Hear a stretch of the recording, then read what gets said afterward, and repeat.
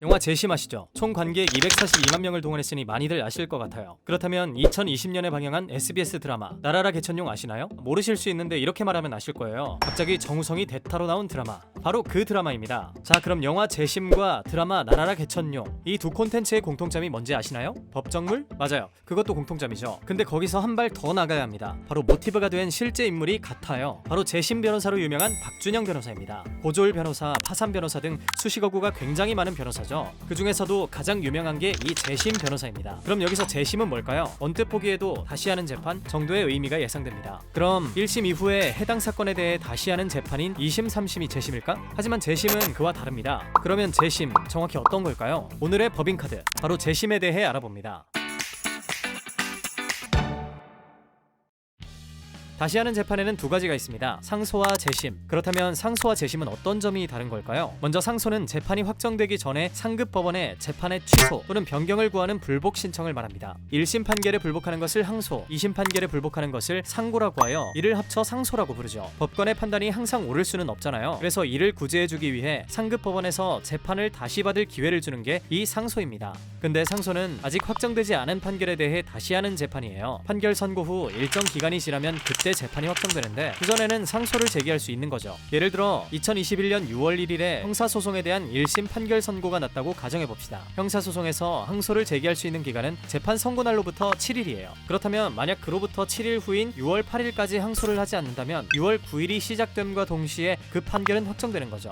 그러면 확정된 재판은 다시 재판할 수 없을까? 확정된 판결인데 만약 누군가가 굉장히 억울한 누명을 썼다면 이런 상황을 위해 다시 하는 재판이 바로 재심입니다. 확정된 판결이 사실 인정에 중대한 오류가 있는 경우 재심은 그 판결을 다시 심리하는 비상구제 수단입니다. 이 재심의 조건은 민사소송법은 11가지, 형사소송법은 7가지예요. 위 재심 사유에 해당될 때에만 재심 청구가 허용됩니다. 그리고 재심은 판결이 확정된 뒤 재심 사유를 안 날로부터 30일 안에 제기해야 하며 판결이 확정된 뒤 5년이 지나면 제기할 수 없습니다. 하지만 재심의 사유가 판결이 확정된 뒤에 생긴 때에는 그 사유가 발생한 날부터 계산한다는 조항도 있습니다. 그리고 유죄를 선고받은 자의 이익을 위해서만 청구할 수 있어요. 아무리 검사라 할지라도 피고인에게 더 큰 불이익을 가하는 재심은 청구할 수 없는 거죠. 그러면 이제 재심의 대표적인 사례들을 알아볼까요? 먼저 알아볼 건 영화 재심의 모티브가 된 약촌오거리 살인사건입니다. 앞서 말씀드렸던 재심의 사유를 판결이 확정된 뒤에 알게 되어 재심에 들어가게 된 사례 중 하나인데요. 이 사건은 도로에 주차된 택시 안에서 기사가 살해된 채 발견된 사건입니다. 사건 현장에 도착한 경찰은 그 자리에 남아있던 목격자 소년을 범인으로 지목하는데요. 근데 참 이상하죠? 가해자가 살인사건 직후 범죄 현장에 떡하니 남아있다니. 아무튼 그 소년은 결국 최종 용의자로 지목되어 10년 넘게 옥살이를 하게 됩니다. 하지만 눈치채신 대로 이 사건의 진짜 범인은 따로 있었어요. 목격자 소년은 경찰들의 온갖 고문과 폭행을 이기지 못하고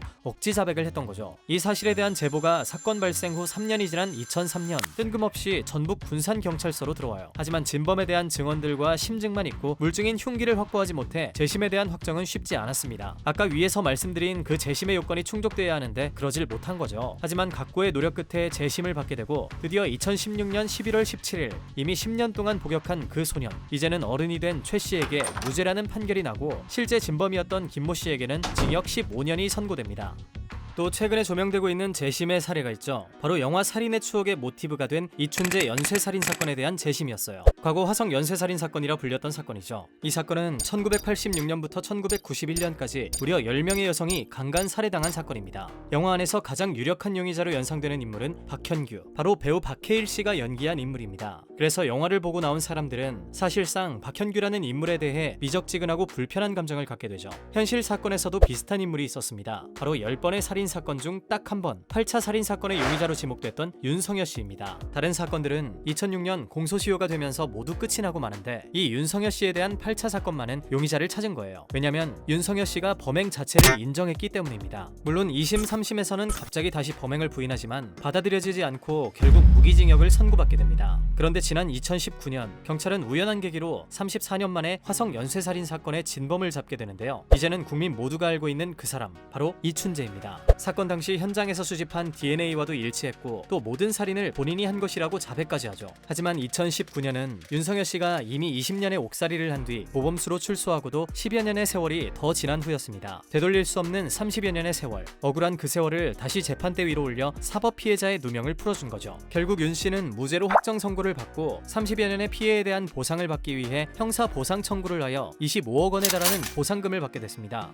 이처럼 재심은 억울한 누명을 쓴 사람들을 구제해주기 위해 굉장히 필요한 공익적 제도입니다. 하지만 그 준비가 쉽지 않습니다. 이미 확정된 판결을 뒤집는 재판인 만큼 각고의 노력과 어마어마한 경제적 비용을 필요로 해요. 심지어 억울한 피해자들인 만큼 변호사 수임료를 지급할 만한 경제적 여력이 없는 사람들이기에 사실 일반 변호사들이 선뜻 나서기에는 어려움이 있습니다. 그러나 이런 재심을 계속해서 수임하는 변호사가 바로 앞서 말한 박준영 변호사입니다. 예시로 들었던 두 재심들뿐만 아니라 수원 노숙소녀 살인사건, 김신혜 친부살인사건, 삼리의 나라슈퍼 3인조 강도치사 사건 등 굉장히 많은 사건들을 재심을 통해 해결해주고 있죠. 물론 그도 예능 프로그램에 나와 변호사로서 유명해지고 싶어 공익적 목적을 띤 사건을 수임했었다고 솔직하게 이야기했습니다. 유명해져야 사건 수임도 많아지고 돈도 많이 벌 수 있으니까요. 하지만 그런 공익적 사건을 해결한 이후에도 계속해서 비슷한 사건들의 의뢰만 들어오게 되고 담당하게 되면서 점점 가치관의 변화가 오기 시작했다고 합니다. 그렇게 사회적 약자들을 변호하는 일에 솔선수범하게 된 박준영 변호사. 재심에만 몰두하다 2016년에는 파산의 지경까지 이르지만 시민들의 후원금으로 다시 재심 변호에 몰두할 수 있게 됩니다. 이제는 후원을 받는 변호사라 수임료가 있는 다른 일은 못 받게 됐다며 특유의 솔직함으로 웃음을 주는 박준영 변호사이지만 그러면서도 계속해서 억울한 사람들의 재심을 담당하는 그의 모습은 분명 이 사회에 어떤 메시지를 주고 있습니다. 억울한 사법 피해자들과 사회적 약자들의 어려움을 해결해주는 재심, 그리고 그런 재심을 계속해서 담당해주고 있는 박준영 변호사. 우리는 오늘날 이 재심과 박준영 변호사로 대표되는 변호사들 덕분에 이 사회의 근간이 되는 법과 제도를 신뢰하며 보다 더 정의로운 사회를 기대하며 살아갈 수 있지 않을까 생각해봅니다. 지금까지 오늘의 법인카드였습니다.